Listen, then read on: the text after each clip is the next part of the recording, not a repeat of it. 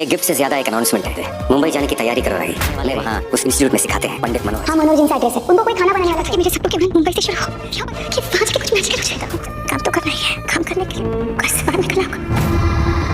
अनुपमा के आने वाले एपिसोड होने वाले हैं धमाकेदार। जी हाँ दोस्तों, अनुपमा के आने वाले एपिसोड में आप देखेंगे कि पराग राय को बोलता है कि तुम्हें जाओ यहाँ पे, और ये तो मनोहर लाल जी हैं, ये आपको सिखा देंगे।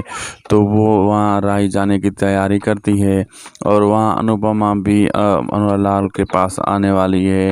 वो काम के हिसाब से वहाँ वो काम करेगी, उसे काम वाले की ज़रूरत है।